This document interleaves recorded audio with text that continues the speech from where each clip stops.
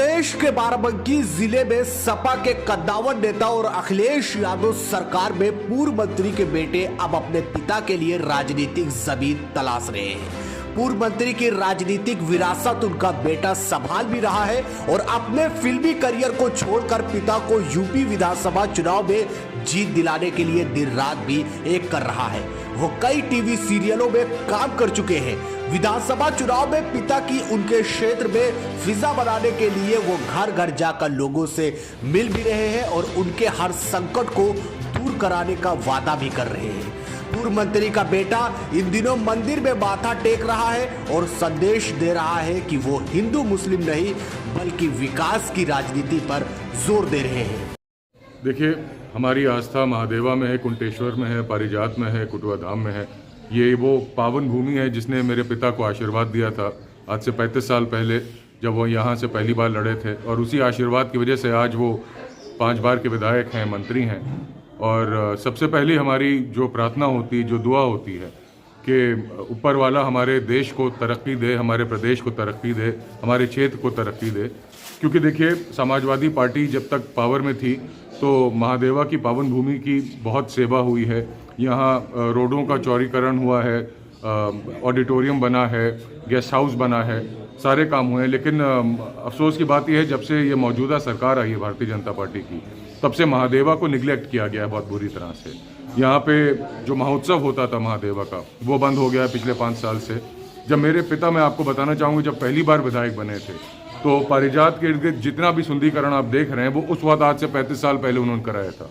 तो शायद उसी आस्था की वजह से, उसी अपने एक अच्छे काम की वजह से ऊपर वाले ने उनको ये दुआ दी कि वो उनका राजनीतिक जीवन इतना लंबा रहा, इतना साफ सुथरा राजनीतिक जीवन रहा।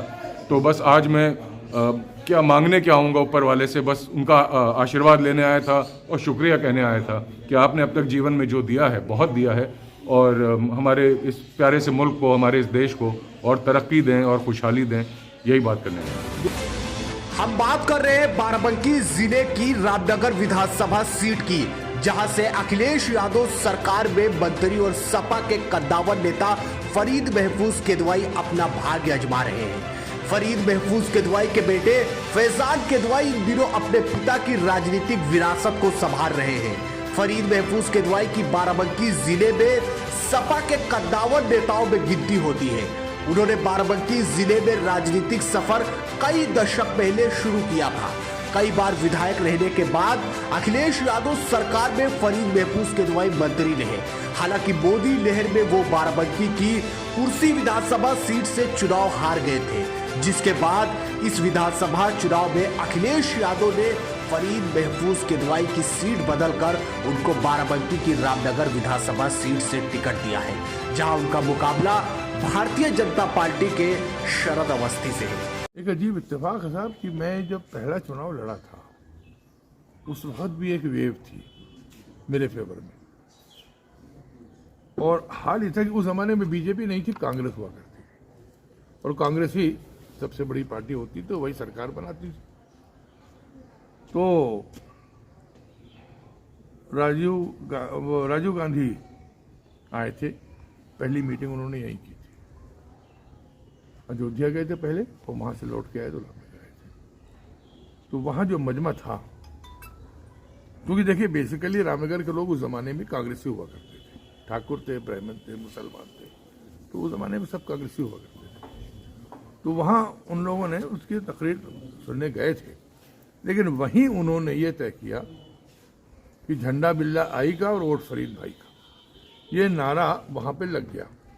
और उसके बाद पूरे इलेक्शन भर सिर्फ ये था कि झंडा बिल्ला आई का, वोट फरीद भाई का।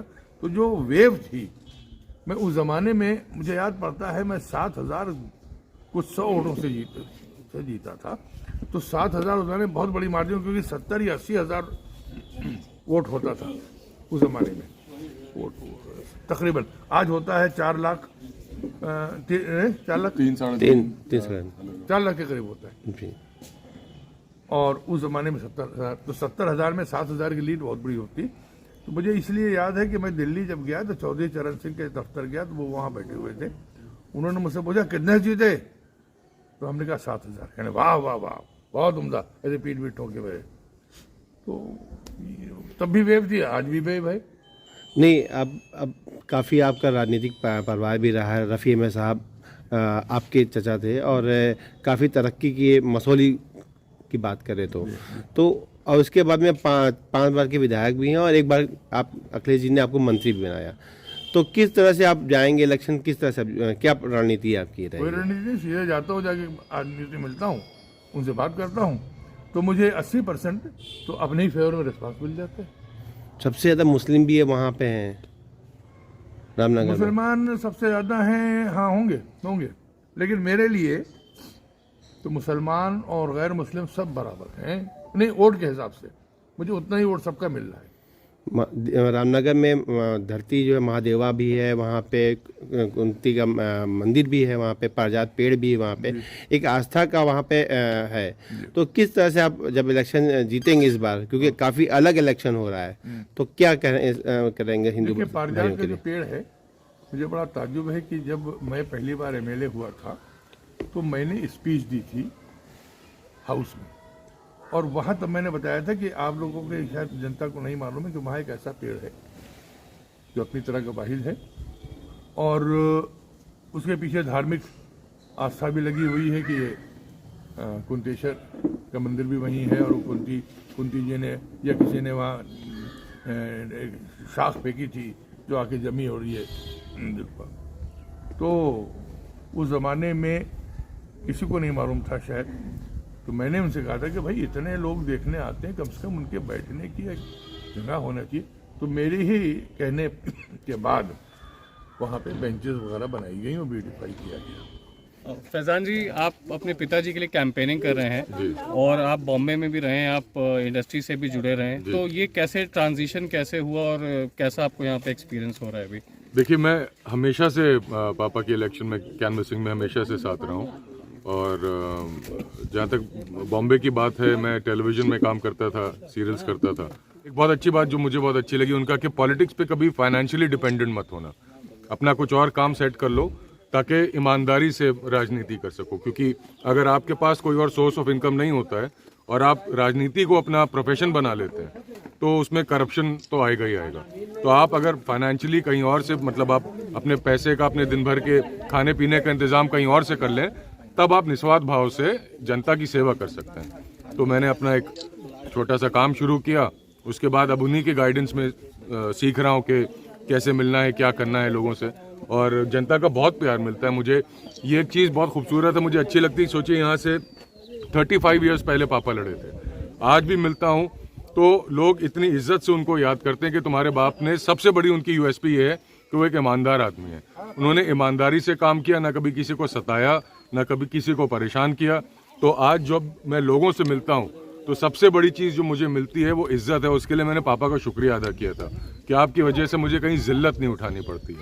मैं सर उठा के जाता हूँ कि मैं एक ईमानदार आदमी का बेटा हूँ, और वैसे ही मैं हमेशा चलना चाहता हूँ।